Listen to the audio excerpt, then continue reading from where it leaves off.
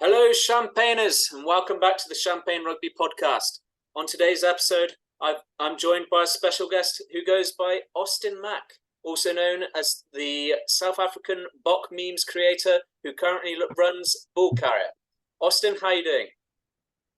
Hey, great. Thanks so much for having me. Looking forward to a chat. Yeah, it's a pleasure to have you on. I know we've been talking over the last sort of few years in the rugby space as rugby content creators goes, and you've risen through the ranks and you've made quite a name for yourself now running the big Bull Carrier site. How's it going for you? Thank you, man. I really appreciate that. No, it's been a really awesome journey. I have a lot of gratitude to a lot of people, especially all the amazing rugby fans out there who support the sport so well and who give rugby actually such an amazing platform on social medias.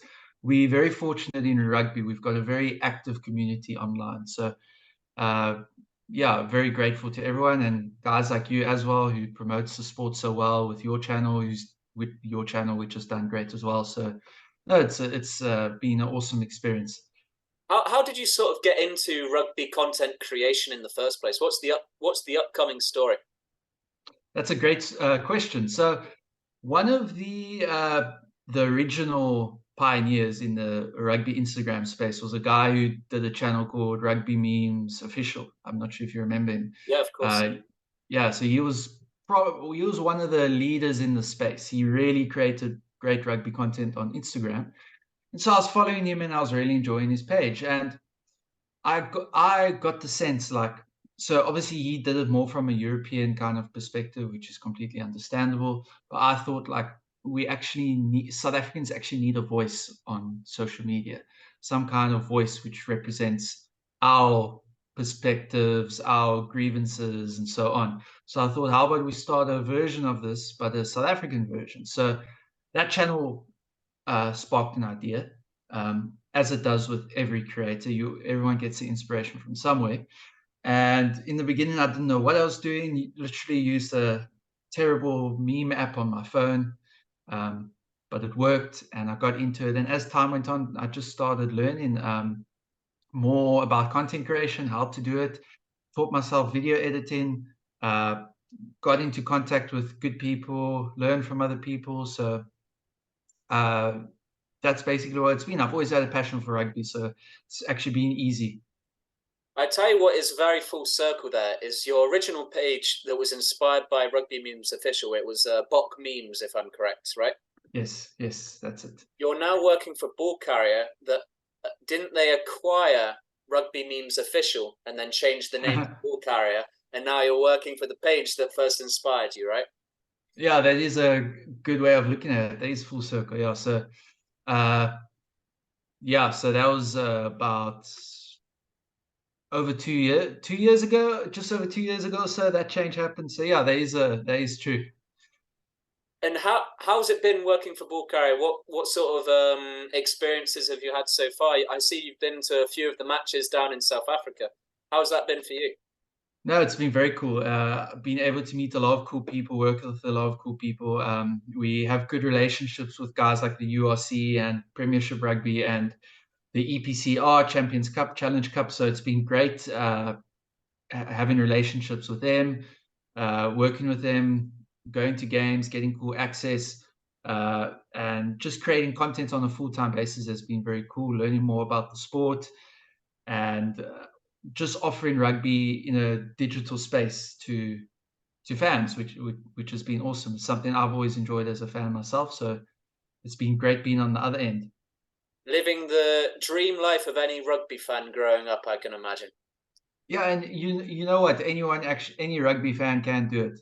It's actually just about passion because I've never been by any means a particularly talented person in the space. I've just had a big passion for it, and I've enjoyed it. So I think that's the key for anyone who might have an interest in it. As long as you enjoy it and enjoy the journey, then opportunities will come. 100%, 100% agree. And I think it's very respectful the way that you've approached the sport and you've come with passion and purpose. And I think that's what the sport needs in many ways to help it grow. Um, so, Mm. yeah, moving on then. from there, let's kind of jump into some of the topics that we're going to cover today. I think a good place to start is with a very topical subject, with the just past Rugby Championship. What are your initial thoughts on the Rugby Championship and how it played out? It's been a very disappointing couple of years for me as a Springbok rugby fan because, after the World Cup, South Africa was really presented, and I actually feel quite strongly about this. South Africa was actually presented with an opportunity for the first time, probably ever, to actually dominate world rugby, the world rugby space. I believe so because we won the World Cup with a young team, and I really believe this past 4 years should have been a much more dominant phase for South African rugby. But it's been a disappointment. We haven't won a rugby championship.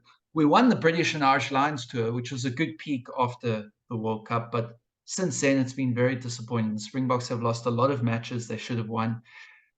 I feel the selectors have made a lot of bad calls. This rugby championship was very frustrating. We chopped and changed the team too much, and we paid for it. We lost badly to New Zealand. New Zealand are getting better every game. They're peaking at just the right time. They did a brilliant job in the rugby championship. So to sum up, basically, it's been a frustrating period for me as a South African fan, and I think All Black fans should actually be very optimistic about how it's looking for them. How much do you think the South African coaching squad is trying to hold a bit more back and tactically peaking at the right time in the tournament? I don't think we're peaking because if you look at the Springboks in 2019, that was a team that was peaking at the right time because 2018 we were very average. 2019 we were getting good results. So we drew to New Zealand in New Zealand. We had a lot of good performances leading up to the World Cup. But now it feels like we either gain a little bit worse or we stay in the same. So that the first game against Australia this year, Springboks played brilliantly, thrashed Australia. But then a week later against New Zealand, we were much worse. A week after that against Argentina, we were shocking. We really struggled against Argentina in Johannesburg, which is a place the Springboks normally perform well in. So if I look at how things have looked in the past, I don't think we're peaking. I think a team that's peaking is New Zealand because they're not necessarily world number one at the moment, but they're heading that way. So I'm concerned about them. Yeah, they're currently at world number 2.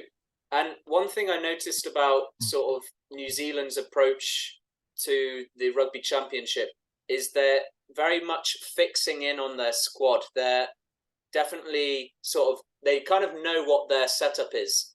And the combination with Richie Mo'unga and Beauden Barrett is finally coming into sync. They're starting to gel and play a lot more solid together as a pair. And I think where with South Africa is they're like you said, they're chopping and changing all the time with their squad selection. And I think, to be honest, their match against Australia, where they picked like a slightly weaker team, and Argentina, it kind of just showed the depth that the squad had, despite the injuries to sort of Sia Khaleesi and Andre Pollard. So there's definitely a lot of strength of depth. And then you've got RG Snyman and Dwayne Vermeulen came back into the squad after some time away. I think it's quite a positive time for South Africa. But like you said, New Zealand, they've consolidated their team a lot earlier than some of the other teams. Yeah, so the one of the biggest problems I think is we're now in a situation where us not having Andre Pollard is a serious problem. So a guy like Manie Libbok, who seems to be his replacement now, he's a great player, but they brought him into the setup too late. So they should have brought in Manie Libbok 6 months earlier. But before they actually brought in Manie Libbok properly into the team, they were experimenting with letting Faf de Klerk kick for poles and then Ches and Colby kicking for poles and not having a specialized 10. And the Springboks not playing with a proper 10 is unheard of. The Springboks don't do well if they don't have a proper specialized 10. Every single World Cup we've won, it's because we had a very good 10. So I don't understand the logic of, yes, Damian Willems is a great player to put a 10, but he's not a specialized tactical kicker. It doesn't work for South African rugby, which focuses on good physicality, territorial domination, and so forth. So the predicament we're in now is we're going into a World Cup with Mani Lovak as our 10, who's a great player, but he doesn't have a lot of that big game international temperament that we need going into a World Cup. So my frustration has been the selection. I don't think they've made a lot of good decisions. They've chopped and changed the team a bit too much. So that's the problem I have. I think to sum it up, it feels like the past 3 years has been wasted potential. Jacques Nienaber even recently said, if we don't win the World Cup, everyone's going to say this was a terrible plan, which is true because their whole plan is relied on if you're going to win the World Cup. The whole excuse has always been, we don't need to win the rugby championship. This is for the long term to win the World Cup. It doesn't matter if we lose to New Zealand or whoever because we're giving the new guys a chance and this is for the World Cup. But if we get knocked out of the World Cup, then the past 2 years or so has been for nothing. It's meant nothing. We can't just be good at World Cups. We need to be good in between as well. I think you could say the same about Australia as well, because they started with Dave Rennie, and then it's just been up and down, up and down. They brought in Eddie Jones, and the similar situation for Wales and England. England started with Eddie Jones. It wasn't working. They ditched him. They brought in Steve Borthwick. Wales had Wayne Pivac. He didn't have a very good success, so they brought in the Warren Gatland again. And in many ways, New Zealand were in a similar situation as these countries, as they started with they brought in Ian Foster, and there was a lot of sort of debate around Ian Foster's sort of legitimacy as whether he's going to be good for the World Cup. But it seems like they've kind of turned around what with some key performances in the Rugby Championship. Absolutely, yeah. And just to backtrack a little bit onto Eddie Jones and Steve Borthwick coming in. Maybe you can have a more passionate opinion about this than me as an Englishman. But yeah, I didn't understand. I don't think it was the smartest move getting rid of Eddie so close to the World Cup, because for me, I felt they made that decision a few years ago whether or not they wanted to keep Eddie on until the next World Cup. So I felt, for me personally, from an outsider, I feel like why not commit to that decision just for a couple more months? I don't think it was even a year. It was less than a year out from the World Cup. And just give him a proper go at the next World Cup, because Steve Borthwick's also under a lot of pressure now. He's forced to now completely transform a team so close to the World Cup. A guy like Warren Gatland coming in makes a bit more sense because he knows the team already, even though that hasn't worked very well. They haven't been playing great. But yeah, it's worked before. It has worked before. Guys coming in late like Rassie Erasmus. Look, Rassie Erasmus had more time, and Rassie Erasmus had over a year. But I think by default, it's not the smartest thing to do. No, my opinion is that as a fan of England rugby, you kind of want consistency in the decision making. Personally, I like consistency in the decision making, and just chucking out all of the preparation from the previous 3 years in the preparation for the World Cup. It's kind of underwhelming in many ways, because you're invested into the squad, you're invested into the coaching staff, the players, what they're building, and then to throw it all out of the window, it's quite underwhelming, quite disappointing in many ways, because yeah, I mean, he's shown that he performs at World Cups, Eddie Jones. I mean, he took Japan and he beat South Africa. He took England and took them to the final and smashed the All Blacks in the semi-finals, which could be debated as probably one of the best performances in a semi-final. and Yeah. he turns up at the right time. So it was a bit disappointing that he was kicked out, but I've got, it is what it is now, and you've got to put the faith Mm. in the current coaching staff, which is Mm. Steve Borthwick. He's had a good run at Leicester. I think he didn't have enough time in the Six Nations to properly gel the squad and bring things in. I think he's definitely more a slow and steady marathon racer than coming in with a big sprint. I think it takes time to build the trust that he has with the players and to build up his systems and structures. He's a lot more. One thing that is kind of lacking in the England squad is kind of that offensive structure. Mm. I think the defensive structure is coming into play. Their lineout was really good against Wales. Their scrummaging is quite solid now, and he even said in the post match interview that it is the attack is the last piece of the puzzle that comes into any game plan, because you need to get the fundamentals right.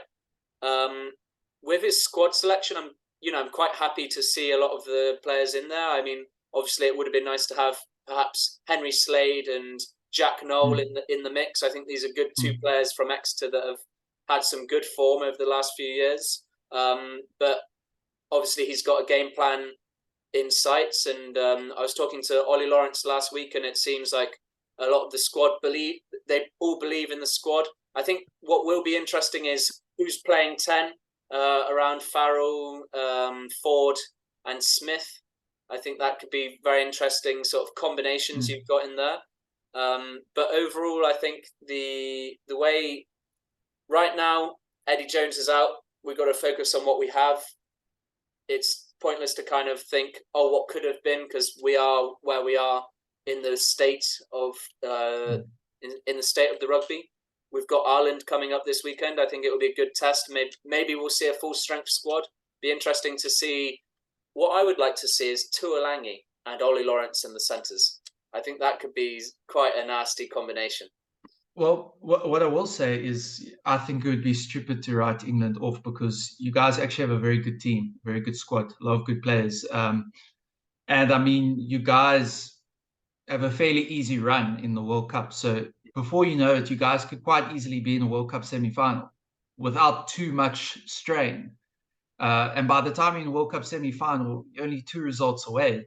It's anything can happen. And I mean, you guys have quite a few good players that are peaking at the right time, who are coming up. Like Freddie Stewart has been in the Six Nations. He was brilliant.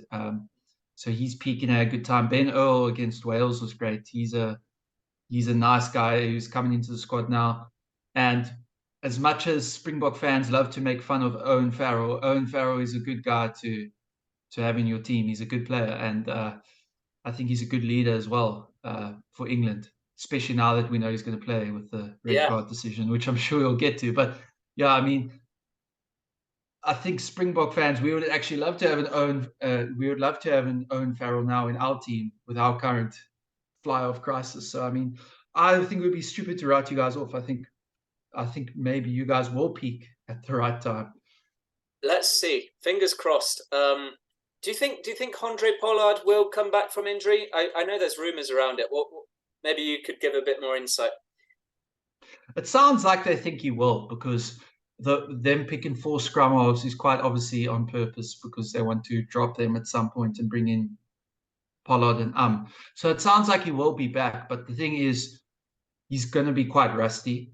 Even before his injury, Andre Pollard was a bit rusty in certain areas of his game. He was playing great for Tigers, but his kicking wasn't wasn't quite what it was during his peak. So I think he'll be a bit rusty if he comes back, and we never know how stable that injury could be. He could get injured again. And I just honestly, like, without a specialized kicker, I don't know how Springboks can go all the way, because there's been so many games we've won in World Cups by narrow margins, kicks that have counted, that have really counted. So it's not looking great for us without that. Yeah, especially the semi-final 2019. That was decided just by a margin, pretty much. Yes, now think of it this way. What if Faf de Klerk had to make that kick? which is almost our setup now. When Manny Lubbock isn't playing, Faf de Klerk's our kicker. Like, no disrespect to Faf, I love him, but he's not a specialized 10, like if he had to make that kick, or Ches and Colby, it's almost a bit embarrassing for us having these secondary kickers having to make potentially World Cup winning kicks, so it's not Yeah, a setup I like at all. fair enough. Fair enough. I can imagine it's frustrating at times. Who would you have at 10 then? How would you solve the problem? Okay, what I would have done is I would have brought in Manny Lubbock earlier, like a lot earlier, a couple of games earlier. So hopefully he would be more settled now, because he hasn't started a lot of games. I think he's probably only started 3 games or something. So he's actually quite an unpredictable pick at the Springboks. You don't know really what he's going to do. What I would have considered doing is actually bringing in, if it wasn't Manny Lubbock, I would have considered calling on a guy like Johan Goosen, who used to play for the Springboks quite a bit back in the day, because he's got that experience. He hasn't been playing that great for the Bulls, but if you put him into a Springbok setup at 10, maybe he would actually perform well and get his groove back. So, but now we're only a few games away, so it's impossible to do anything. So, And yeah. with the current squad, and let's say Pollard and Am are back from injury, who's your sort of starting back line? So again, it's a bit complicated. So Jaden Hendricks would have been my pick, but he's just come back from injury. So I don't think you should pick him right off the back straight from an injury. So I'd probably go, and then again, Grant Williams never got a proper chance at 9 because he got a head injury. So I'd go Faf de Klerk, starting 9, 10 Pollard. Wings, I would actually go Kurtley, Arendse, and Chezen Colby. So no Mapimpi. Mapimpi's great, but I think Kurtley and Chezen do great on the wings at the moment. And then centers, I'd go Dialendi. And a lot of people don't like Dialendi at the moment. They would prefer Estes in there, but I like Dialendi and then fullback, I'd go Vali Leroux, because Vali Leroux just controls that attack so well. So I would go with a very similar backline to what the 2019 World Cup was. Yeah, I was going to say it's almost identical, minus Yeah. Mapimpi there. What Yeah. happened to Alton Yankees in the end? How come do you think he'll make an emergence into the squad? I've never been a fan of Alton Yankees at Springbok level. He's had one or two decent moments in the Springboks, but he's never been a very reliable player at 10. So he had a big fallout. He had an affair with the team physio. I'm not sure if you heard about that, but that caused a big fallout. And I think he's playing for a Pro D2, the second French league. I think he's playing there at the moment. So he's not really playing top tier rugby. So I would not put him even in my squad. Like, no offense to him, but I just don't think that makes a lot of sense for me. Well, if he's in France, he's nearby. Springboks. Or maybe Mornay Stain comes back from the dead. That would have been amazing. Mornay Stain would actually, he could have played this World Cup. He really could have. And he could have been very beneficial. But, he's retired. So I would rather go for Mornay instead of Alton. And what about Franz Stain? Do you think he could have made this World Cup? Definitely. He could have been great as well. A great 10. But obviously with his injury, he's out as well. So also, I like Damien Willemse at 10. As I say, I do. But the problem is then we don't have a decent kicker. So I actually quite like Willemse at fullback. And I'm thinking when Vali Leroux retires, he might be a good guy to put in there at 15. Yeah.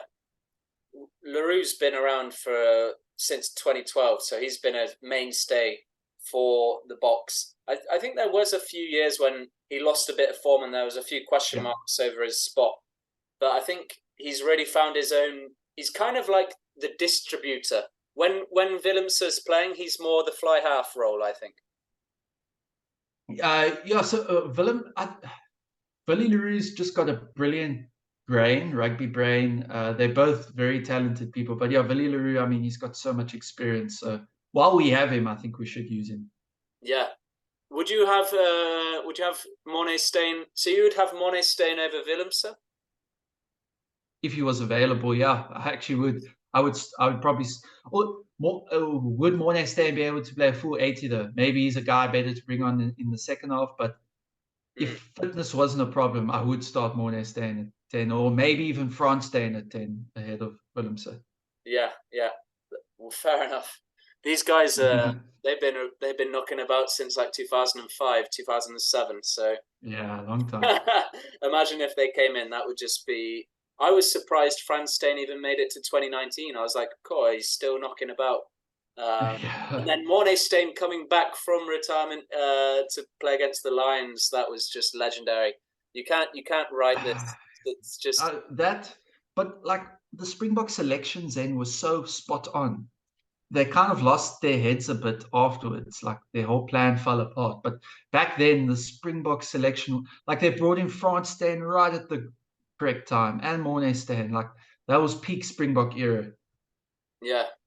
They've kind of lost. How much influence do you think Razi has now on the squad? Just as much as Jacques.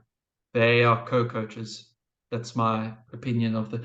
But I'm worried about after the World Cup. I don't think Rassie, if he stays, it won't be for long. And there's no really top South African coaches at the moment that can come in and replace him. There's the Stormers coach John Dobson, who's decent, but he hasn't really coached international level, so it's hard to tell. He could be a solution, but besides him, our options are very limited. I think they'll probably go with a guy who's already in the Springbok setup, and but none of those guys are very experienced either. So I'll make a prediction. I think after the World Cup might be a little bit of a bad patch for the Boks.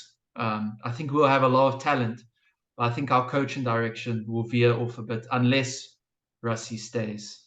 But even if Rassie stays, he is also potentially past his peak. Hmm. Maybe he needs a change of scenery. Maybe look again. He's the best option we currently have, so I'd probably keep him. But it does feel like some of the stuff he's using, other coaches have figured out. Yeah, his different tactics and whatnot from the 2019 World Cup. I mean, that was Yeah, peak Razi, really. it Do you was. Yeah, yeah. do you think there was any sort of, just summing up the sort of rugby championship there? Do you think there was any sort of standout performances or surprises from any of the teams? Yeah, as I say, New Zealand were a lot better than I thought they would be. They really have impressed me. So they are really proving themselves to be one of the favorites now lean into the World Cup. Argentina, I think, are still looking. I like Argentina. They're proving to be a good side, decent side. They could do anything in the World Cup. They could upset anyone on the right there. Australia, I wouldn't write them off either. Obviously, they had a terrible rugby championship, but you never know with Eddie there. And Springboks were very disappointing. So I'd see I'd say All Blacks deserve the most credit for that rugby championship. Who do you think will be some sort of, who are the sort of key performers in terms of the players, in your opinion? Any Out standout of players? everyone or All Blacks? No, in out of everyone, who's the Okay. ones to watch? I think Shannon Rizal surprised quite a few people. Quite a few people wrote him off, and he proved some people wrong. In terms of the South African setup, obviously, just backtracking a bit, obviously Richie Moanga is in great form as well. I think the All Blacks are spot on with their selections in general. I think they've got a good framework there. For South Africa, Curtly Arendse was probably one of the main guys who stood out for South Africa. He was great. Even Etzebeth is still phenomenal as usual. Um, and our scrums were quite underwhelming, which is usually a strength for us. But yeah, sorry, to answer your question, I'd say those were some of the key top performances that I can put my finger on. I think we should quickly dive into Australia there, because we've mentioned it a Yeah. few times, and maybe even the Australian squad selection. What's your thoughts on Cooper and Hooper being omitted from the Eddie Jones squad? Yeah, I think it was very silly dropping Quay Cooper, like Yeah, he didn't do very well in the rugby championship, but I mean, he's always got that X factor. Like we saw how he in the 2021 rugby championship, when he came back from injury and beat the Springboks with a match-winning kick. So he's got that X factor, and Australia don't have that much experience at 10. So I think that was very stupid to put Quaid away. Even if you leave Quaid as a sub, that's still okay. But taking him out of the squad completely, it just didn't make sense to me. Michael Hooper was an injury problem mainly. They say he still potentially could get better in time, but they didn't want to select him anyway. So I suppose with the injury involved, it makes a bit more sense. But they're both big losses. I think ideally both of them should be in the match day 23. Do you see Australia making it out of the maybe pool stage even? The way they're currently playing, no, but I wouldn't write them off. I think they will get. I think they will get out of the pool. I think so, but it's hard to tell. Like Eddie has literally just taken over. They're still performing badly. I mean, how many games left till the World Cup? So I'll probably say no based on their current form. Yeah, I mean, after the defeat against New Zealand, Eddie said it's still a work in progress, and he's coached teams like this before, and you can turn it around. How much do you think? Do you believe Eddie can turn it around? Do you think Australia has any chance of winning the World Cup? I don't think they'll. I do think they have a chance. I wouldn't write them off, but I wouldn't bet money on it. I do think Eddie can turn Australia into a decent force again, but he needs time, and they need to give him a proper run, like a good few years, because he's doing a very good job. It seems he's investing a lot in trying to build the game from the community level as well, which is actually what you need. So they need to give him a good run, like 6 years or something in that role. But for this World Cup, it's probably not going to look too great for them. What do you think? Would you bet money on them? No. I think you need the key decision makers in the team that have the experience. Quaid, James O'Connor, Michael Hooper would have been great, but obviously if he's injured, then it can't be. I think you need these key decision makers in the squad that can shift the momentum when the going gets tough. You're Yeah, coming up against. I think they'll get out of the pool. You're looking at a very weak Wales side. I think Fiji will be a very interesting outfit this World Cup. yeah, yeah, They played really well against Tonga, like a strong Tonga side, and I think I think they could upset a few of the countries there. I'd love to see Fiji make it to the quarters. I could definitely. They took it close with Wales in 2019. Joshua Tursova with a nice try in the corner. He's hitting form again. He's now at 12 and not on the wing anymore. You've got Semi Radrada. Radrada. He's playing. He's also he's just a beast, isn't he? He's a bit of a monster, yeah, really. Imagine him running down your wing. But they've got the players that can kind of turn something from nothing, and yeah. they're finally bringing together their sort of their scrums hitting a lot more form as well. Yeah, I agree. I think Fiji are looking like a very good side. All the Pacific Island teams, like they've now got some good players in there because of the eligibility laws and all of that they've changed. So all those teams are now looking very good, and I'm keen to see all of them at the World Cup. I think they're all going to be impressive. But yeah, Fiji especially are looking good. Yeah, 100%, 100%. And they've had three decent wins over the last sort of their three matches. They beat Tonga, Japan, and Samoa, all of which are sort of you look at the Pacific Nations Cup and you think, cool, you want to get Fiji's looking like a strong outfit. I'll be very interested to see Fiji Georgia as well because Georgia took it. I think they beat Wales a couple of years ago against maybe a second string Wales side. I think they beat Wales or something like that. Yeah, yeah, exactly. It's going to be a very interesting World Cup in general. I can't believe how close it is. I have no idea who's going to win it.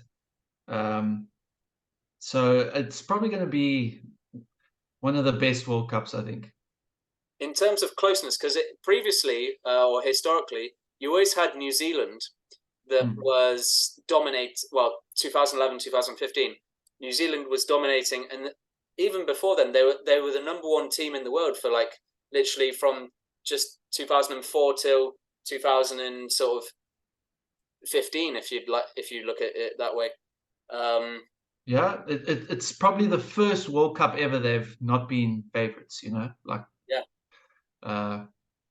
on top. So I think Ireland peaked at the wrong time. I think they peaked too early, as usual.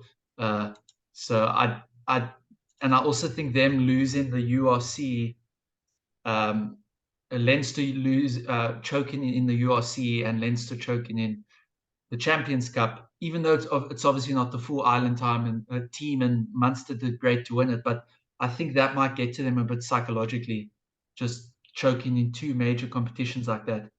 yeah, And with all the history of how they've choked before, with the Johnny Sexton situation, I wouldn't lay money on them. France, I think they have obviously one of the favorites, but I think it's also a lot of pressure for them being at home. And now they've lost their fly off Ntamak. That's also a problem for them. So if I had to lay money on it, I hate to say it, but I think New Zealand, for me, I would lay money on them just because I think they're peaking at the right time. yeah. I think New Zealand's looking the strongest outfit worldwide. But it's also we've not seen much of Ireland since the Six Nations. True. They've only played one match, and that was against Italy. Yep. I'd be very interested to see how they get on against England this weekend, to see really where their heads at, see how they cope without Sexton at 10, see if they can survive there. Do you think the call with Sexton, his match ban, was fair, justified? What's your thoughts around this? I think rugby as a whole is putting itself in a very difficult situation. I think that there's not a lot of consistency with a lot of these decisions that are made, just across the board. So I think Sexton's ban, it, maybe not the length is the problem. Like the length is maybe fine, but the fact it's almost the system of how it's not going to affect his World Cup chances at all kind of feels a bit unfair. Like it almost feels like there's been a loophole especially made for him so that he can still play in the World Cup. So I think that's the issue. And from a lot of South African fans feel that the way what he did was similar to what Rassie did, if not worse. A lot of South Africans feel that way. Now, an argument can obviously be made that Rassie was worse because he did it publicly several times, and I don't agree with that either. But I just think that rugby's in a difficult situation now where uh, you've got so many of these cases, but they're not being handled the same way, almost. So, and I'm not saying I have a straightforward answer either, because it's not necessarily easy for the guys making those decisions.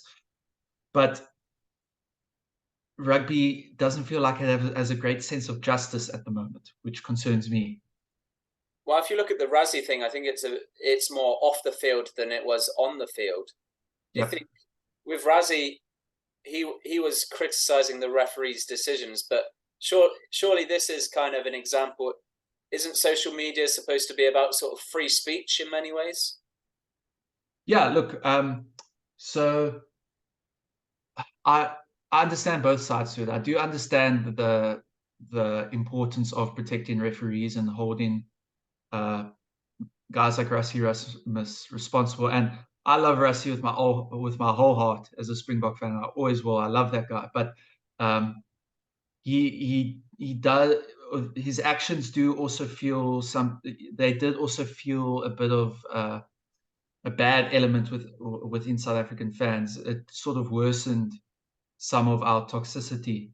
Um, so I do think there should be freedom of speech, but there needs to be a balance. So also, like with Jonathan Sexton's ban, it's completely disproportionate to what Dylan Hartley got a couple of years ago.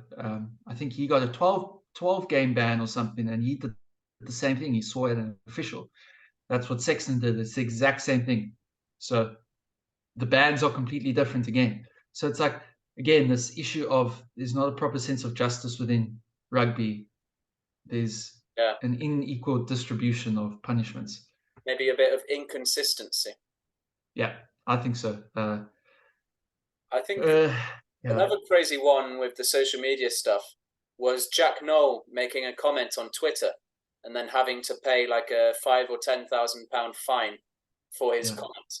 I think that's kind of taking away the freedom of speech in many ways. Yeah, absolutely. I think also with I think that was ridiculous. By the way, Jack Noel's fine, and he wasn't the only one to make comments that day. There were other players as well, but he somehow got the heat for it. But with Rassie Rasmus as well, he didn't directly call out a ref either. He was actually focusing on elements of the game as well. So I think maybe he was dealt with a bit harshly in that sense, because he was actually commenting on aspects of the game. He wasn't saying this ref. I'm talking about his tweets. I'm not talking about the video that was released. That he was speaking about it. And my personal opinion is, I think he did leak the video on purpose, because he did make a case that he didn't leak the video, but I think he did on purpose. I think it was part of the plan. But yeah, I think that rugby is putting itself in a very difficult position now, where it's over punishing stuff, and you can't. If you punish one tweet like you did with Jack Noel, then I'm going to have to fine everyone, and that's not going to work. So it's I don't know. I'm not a fan of what's going on. Yeah, neither am I, to be honest. I think it doesn't allow people to sort of grow or learn in many ways. If I was Jack Noel it creates hostility towards your organisation. If you're giving a fine to Jack Noel for £10,000 or 5,000, I can't remember how much the sanction was, for a tweet that you posted on social media, it's kind of like saying you're not allowed to have an opinion on something. If you don't agree with us, we're going to fine you for it. It's kind of, you think about a growth mentality, and as an individual, you have to take, like, from a personal point of view. If I want to grow as a person, then I need to take accountability for my actions, my words, and everything like that. So I need to take accountability and listen to the people around me to then grow. So if I apply the same logic to World Rugby or rugby in general, and I want rugby to grow, then it's important to listen to the fans and everyone around you to understand what's going on. And social media is a place in which everyone can have a voice and have an opinion. Yeah. And it's literally just that. It's just an opinion. So you don't have to agree with the opinion. But if you disagree with the opinion, have a conversation about it. Don't try and silence it. I feel like it was silenced in many ways. Yeah, and he didn't get personal at all. He didn't say, "Oh, this ref is a dick" or whatever. He was speaking about the game. I can understand there maybe should be stricter repercussions if you get personal, and like the abuse that Wayne Barnes got was shocking. Like, that's completely out of line. But I mean, speaking about a rugby incident, I think people should have freedom to do that. Yeah. And I would imagine that, social media should be a safe place for people to share their opinions in many ways. It should be that. Hence why we have platforms like this podcast where we can openly discuss things like this, and it's a place to have discussion and grow and learn from each other. Yeah. What was a bigger problem for me with Rassie's tweets was more the element of blaming the ref instead of taking about accountability for the performance. So that game where he complained after the Island game, we didn't play great. Like, we were physically dominated that game. Ireland, we could have won the game, but like we didn't. It was the same with the France game. Like, we weren't that great in either of those games. So blaming the ref isn't very constructive. I think, yes, there should be accountability to the refs, but great teams should actually learn how to play even with ref decisions, because there always will be strange ref decisions both ways. And in the World Cup, there's going to be a lot of controversy. I'm certain of it. There's going to be some calls that people don't like. Teams are going to get knocked out for shady calls, it's going to happen. It's going to be a very Italian World Cup. Yeah, I'm very looking. Well, it's going to be great content for our social media pages, that's for sure. On that note, I don't know if you want to steer the conversation just to Owen Farrell, because I just want to make a point on that quick. Yeah, sure. So obviously with Owen Farrell's card being rescinded, don't you think it completely delegitimizes the bunker system? Because they used the bunker system to make that decision, right? He was first given a yellow card, and then the TMO made the decision of whether it should be upgraded to a red card. The TMO, in private, had 10 minutes to make a decision on whether or not Owen Farrell should be red carded, like World Rugby wanted. Then after the game, they say, no, that system was wrong. It's not a red card. Like, to me, that's almost making a mockery of the system they just put in place. Yeah, that's how I feel. It's interesting. Do you think he should have received like a six-match ban, as people were predicting? Well, it seemed like that was the most fair decision according to the law, because he had been for coaching interventions. He was a repeat offender. To be honest, a part of me would have been a bit disappointed to not see Owen Farrell play like in the group stages at all. That would have been a bit disappointing, because you want to see teams have their best players in tournaments. And his incident was a rugby moment. It wasn't like Sexton where he abused the ref, So it's a bit different. So yes, I think a 6-match ban would have been fair according to the law and what the law states a ban should be for instance like that. He's a repeat offender. But yeah, there's definitely, I don't know, there's no inconsistency. Like that Argentine player was banned for 2 games for what I believe wasn't as worse of an incident when he knocked out Grant Williams. And then Owen Farrell again is a repeat offender. Earlier this year, I mean, he was banned, wasn't he? So went to tackle school. Yeah. So what's your thoughts on it? I think part of it is economical. I think if you don't have Sexton playing in the World Cup, you don't have Farrell playing at the World Cup, then these are sort of big personalities and big names in the sport that have been built up literally over the last 12 years in the build up to this World Cup. This is going to probably most likely going to be their last World Cup. And I think in the background, if these guys aren't playing, this affects the overall viewing of the sport in general. And I think there's money talks and money walks. Yeah. Shirt sales, for example. Someone's much more likely to buy the shirt of Johnny Sexton or Owen Farrell than they are of maybe a 10 that they haven't heard of before. These guys have been playing for their country in and out for the last sort of 12 years. I'm happy that they're playing because I want to see them play at the World Cup. And I think that's a sentiment that's felt by a lot of people. But like you said with Dylan Hartley, I mean, he did similar to Sexton, but, he's not going to affect the shirt sales that much. And he received a big ban from it. So I think there's many factors at play. I think one of them is economical. I think another one's making sure that the spectacle of the sport. Another thing is kind of making sure that the players have a good send off as well. I think there's many strings to be had, but I think there's not a lot of consistency with it, and I think there's some rules for others and some rules for people that, like, let's take the Argentina example, for example. He got a ban for two matches for a high tackle, and maybe you could argue Farrell should have had a 2-match ban or something like that. Or you could compare it to Freddie Stewart. It was a very similar incident to Freddie Stewart earlier this year where his card was rescinded in the Ireland game.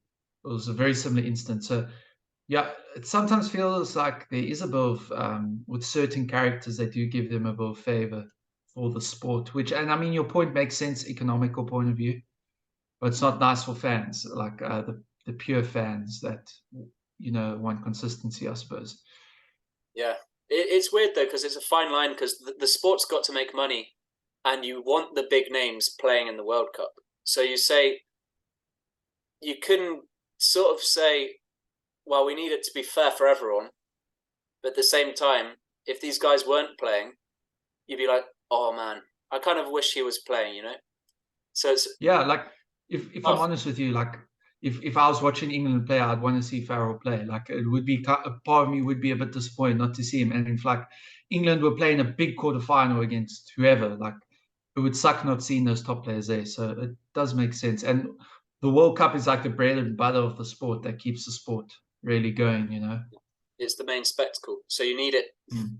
You know, I really think they're like, oh damn, Farrell's done another high tackle. How are we gonna justify this one? The World Rugby Board, they're like, oh damn, Farrell's gone again, and it's like tackle school first, now tackle university. Yeah, Yeah, it's like them having Kolisi back is big for the tournament as well because he's a big figure worldwide. So that's been a good help for the tournament. yeah, 100%, 100%. He's been with. Have you seen what sort of Rock Nation is doing with sort of a few of the stars? They got Khaleesi, Mm, they've got Colby, Maritoje, mm, Ellis Genge. I think these mm. guys are quite. It's isn't it Jay-Z that owns Rock Nation or something, and then they've brought in. They're kind of. I feel like they're modernizing, making the sport kind of Americanized. From I watched a good documentary by them. Have you seen anything on these guys? Yeah, they're very involved with the Sharks as well. They own the Sharks or their part own them or something. So yeah, they've done great things for the sport, and we need more people like that in the sport. Uh, so I'm a big fan of what they're doing. Yeah. Interesting, interesting. I think the next thing we should probably tackle is sort of let's dive into the predictions for the World Cup. Yeah. Okay. Well, Let's, flat out prediction. I mean, let's go pool by pool. I think Okay. Pool A we got New Zealand, France, Italy, Uruguay, Namibia. Who do you see? Who do you see winning this pool? Who do you think will be standout performance? And who do you think will? Who do you think it depends on? So for France to really win this pool, I think it depends on Dupont, for example. If Yeah. Dupont's on form, then they'll beat anyone in the pool. But if Mm. Dupont's not on form and they haven't got Untermack now, perhaps New Zealand with their current form, they're going to take the win. What do you think?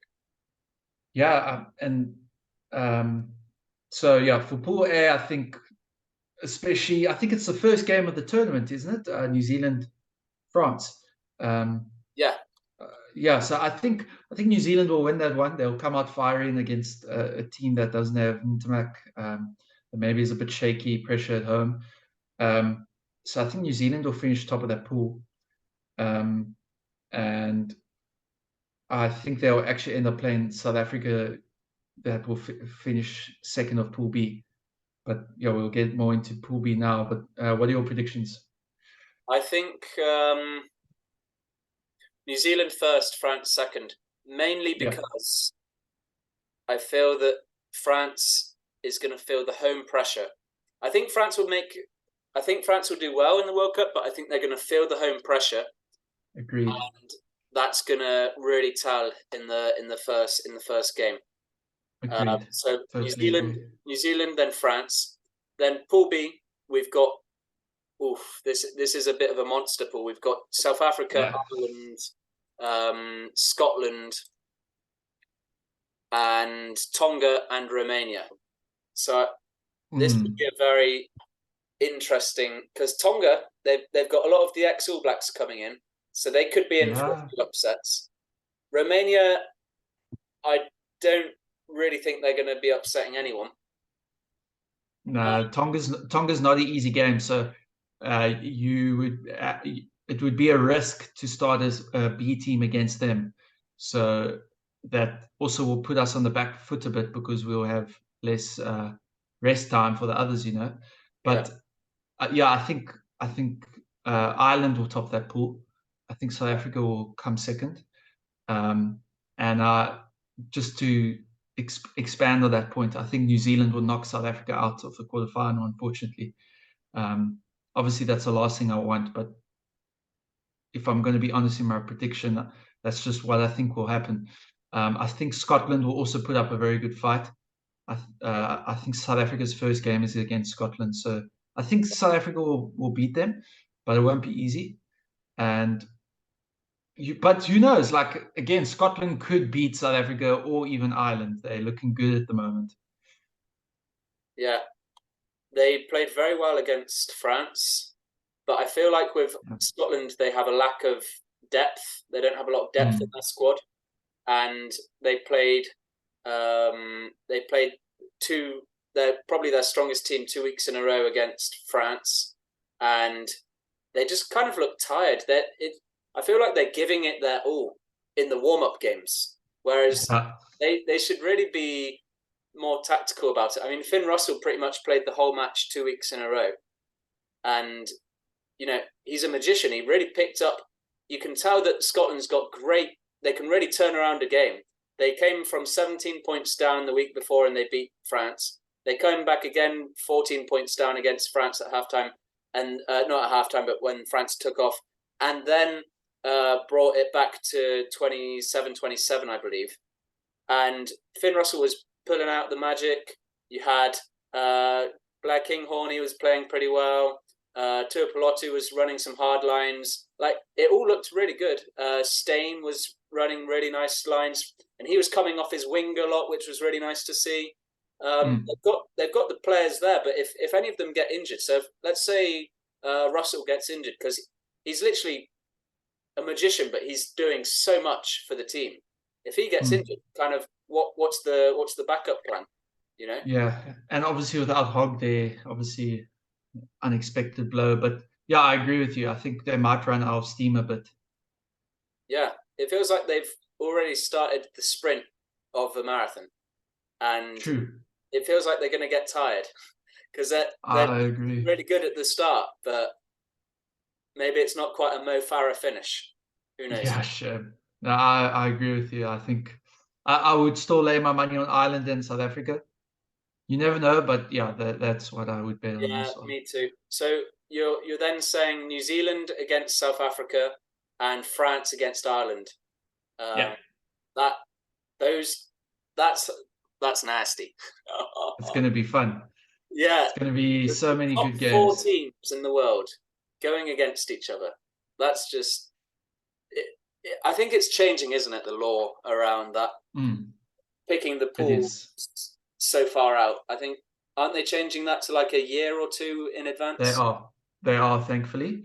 Look, we all know it's a mess up of those pools, but I mean, it is what it is, I suppose. Yeah. So yeah, they are changing it, thankfully. Yeah. Pool C, this is probably the most unpredictable pool. We've got Wales, Australia, Fiji, Georgia, and Portugal. First time they've been in for a while. But yeah. Yeah. What's your thoughts on Pool C? Yeah, I think it'll be Wales, Australia. As we said, Fiji could easily pull up a upset against Wales or even Australia. I think more likely against Wales, but yeah, I would lay my money on Australia and Wales for those two. I actually think Australia will win the pool and Fiji will come second. That's my prediction. I think. Oh yeah, I didn't actually clarify. Sorry, on which one I think would finish first. That's actually because I don't know, Wales and Australia kind of feel very similar in terms of ability at the moment, but I'm actually going to say Wales. I would differentiate a bit. I'll say Wales on top. And who's second? Australia. Yeah, I That's think those Australia. two. All right, I'm putting my. I just want the Fijians to bring that juice, so I want them to win. Yeah, it would be nice. They're like apart from they're probably my favorite team outside of England to see win. So, Yeah, I feel like everyone likes the Pacific Island teams actually. Yeah, because it's something raw about it, something magical when they do win, because they haven't got the same resources that the Yeah. sort of New Zealand, Australia, South Africa. I mean, a lot of those players are then stolen into the other squads. Like they say, the Pacific Islands is like a feeder for the Kiwi squad, and you've got England and Wales snatching up a few with Faletau and the Vunipola Mm. brothers, Manu Tuolangi. It's a crazy stat. It's something like, I think Fiji only has like a population of 500,000 or something. Like it, all those Pacific Island teams combined is like, I think it's like barely a million. Yet they make up, I think it's like it's a ridiculous percentage of the number of professional rugby players in the world. They make up a very high percentage of all the professional rugby players in the world, and they're such a small population. If money wasn't a problem, there would be like 3 constant New Zealand teams. Yeah, yeah. It's a shame, really. It's a shame because I think It is. you see it in the sevens, especially Fiji dominates the sevens because it's the 7 best players rather than 15, and they get a Mm. lot more funding from sort of the Olympics and stuff. Mm. They could be a very dangerous force, and I actually think that this is the year that they can really push with their current squad. There's, like we said earlier, the scrum's looking really nice. So I've got Mm. I've got a good feeling about this World Cup for them. And then finally, we go to Pool D. We've got England, Japan, Argentina, Samoa, and Chile. Yeah, I think Japan haven't been looking very good, so I don't think they will make it out of the pool.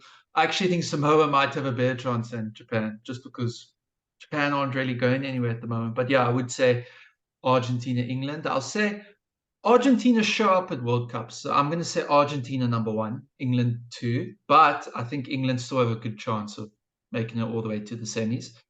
Yeah, But yeah, I think maybe Argentina might pull off a bit of an upset against England, and then England might come back stronger from that. I'm predicting something like that. yeah. And you? Well, Samoa beat Japan 24-22 They uh, did. in July, Yep. so they're looking pretty decent. And Samoa in general, they've won all. They beat Tonga as well. The only team they lost to was Fiji, which I think justifies my reasoning behind having Fiji beating either Wales or Australia, Mm. because they're looking very strong. And actually, I think England is going to be playing Fiji as their final warm-up game. So I'll be interested to see how we get on against Fiji, because that's a good predictor for how we're going to get on against Samoa. Um, Mm. but in general, I would predict having Argentina top of the pool, followed by England, mainly because Argentina's had a few more years together. Yep. Carreras is looking very on form. He's had a few good seasons. He had a really good season last season for Gloucester. He's a key player for them, and if they can gel, Michael Checker's been really solidifying. They beat Australia. He's Um, actually on Michael Checker. Yeah, he's been great with Argentina, and he's actually kept under the radar with the media a lot as well. Like he's known to be a bit of a boisterous guy, usually with the media, like sort of an Eddie Jones type of character. He's had a few conflicts with media, but since he's been in Argentina, he's been very quiet. Like he's just been focusing on Argentina. You don't hear from him much. He never says anything very controversial, and he's done a very good job with them. yeah, I mean they took South Africa really close in the rugby championship, Yep. 22-21. That was a very close Mm, game. mm, very But much so. yeah, and they beat England in the Autumn Nation Series last autumn by 1 point. It could be a very interesting pool, that's for sure. Absolutely. And they beat us. They've beaten under Checker. They've beaten New Zealand and Australia and England. So 3 Yep. powerhouses of rugby. And yeah, you can't. I don't think we can write them off. So I guess that that would then take us to sort of saying, if we say, well, we don't agree both on the pools, but let's say Australia wins. Let's say Australia and Wales win. We're looking at the knockout stages between Australia versus England, and I would say England would probably beat Australia. Mm, Current I form. agree with you. I agree with If you on that one. Yeah. if Wales played Argentina, I would back Argentina to win that. Same. Or even if Fiji played Argentina, I'd still back Argentina. So it Agreed. kind of looks like Argentina's got themselves a quarter final there, which I, is very exciting. you mean a semi-final? Semi final, yeah, Yeah, definitely a I think quarter. so too. Yeah. That would be great for them. So Pool C was the so if we said Australia played um, played played England, Eng- England would be in a semi-final against. We said winner of Pool B was going to be Ireland. Ireland against France. Who do you think's winning that one I in the think quarters? France. I would probably bet for France. What about you? Ireland, France. Quarterfinal stages. I back France because I don't see Ireland Mm, getting out of another.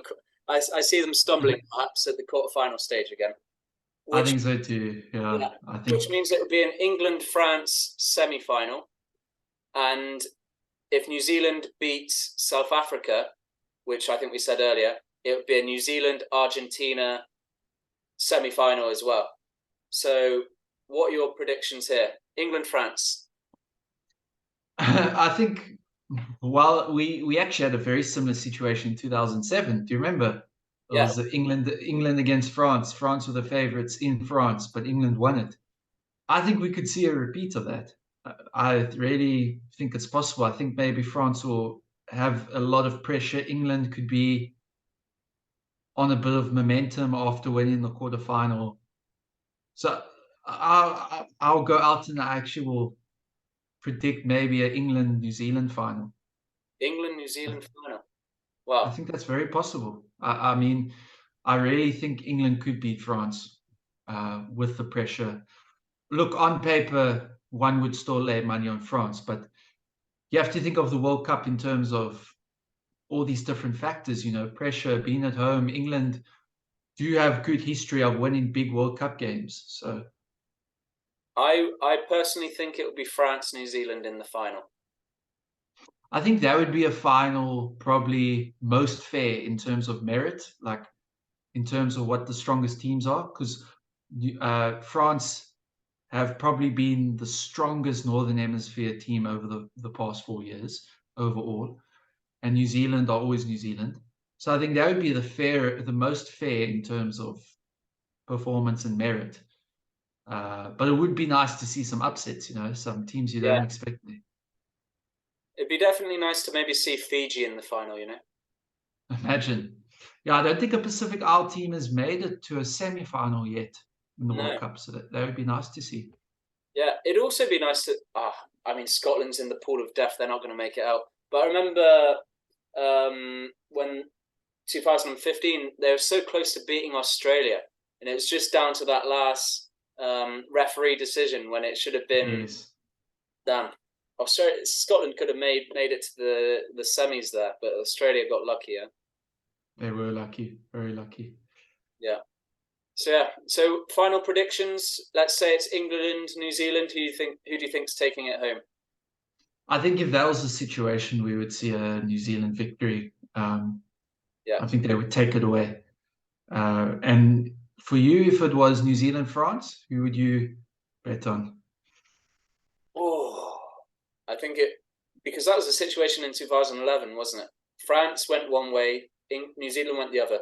New Zealand smashed France in the opener, or not the opener, but the second match that they played against France, and France then made it back to the final with them, and it was a very close game.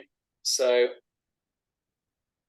I would put my money on France to win that match. I was going to say if it's a France New Zealand final, I would then put my money on France because it would feel a bit like destiny. Like 2011 was New Zealand France in New Zealand, and this would be New Zealand France in France. So I feel like destiny would call for them to win that game. Yeah, and I've been saying since 2019 that I think France is going to win the 2023 World Cup. So I would be going against my word of predicting France winning the match, of winning the final of the Rugby World Cup from 4 years ago if I didn't stick to my word. So I've got to stick to what I said 4 years ago and say I, France. I would I would love for France to win it. Yeah, If I wouldn't want New Zealand to win another World Cup, even though I would pick them as my favorites. I would love for France to win a World Cup. It would be so good for the growth, even though rugby is already strong in France. It would be so good for the growth of the sport, having a new nation win it. Yeah. Especially France. Rugby would get even bigger in France. Like, it would be so good.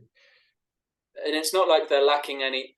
You look at the French social media page for France. They know how to do the rugby social media well. Out of all the countries, I think they're the Yes. best. They've grown incredibly on social media. Can we agree that South Africa is the worst social media? Maybe Wales. Wales is terrible, and Scotland's not so active. Yeah, yeah, that's a conversation for I'll tell another you what day. would be cool, Austin, would be if you become the social media manager of South Africa Rugby. I've tried. I don't think it will happen. You've tried, have you? I have tried, yeah. Before I got my job with Ball Carrier, I was trying to get in with them, but the South African setup there is I think it's very cliquey. You have to be in with the boys to get a position there. It's always been a bit like that, even with some of the coaching and stuff. I think. So I have tried. Maybe it will happen one day, but for now I'm very happy. But yeah, I don't think it will happen. Fair play. Unfortunately, Fair play. but thank you though. I appreciate it. No, I would love to sit. Honestly, I think you'd be the Would perfect guy be for the job. Yeah. uh, So yeah, I think we've done a good summary of the World Cup there. Who do you think will be stand out top three players? I think Dupont will be an obvious one. Yeah. I think we will see. There will probably be also like some youngish emerging player that just performs really well, even if their team gets knocked out fairly early, like quarterfinal, semi-final. I think there will be some really strong standout youth player. Maybe someone like Capuzzo could be like really good. And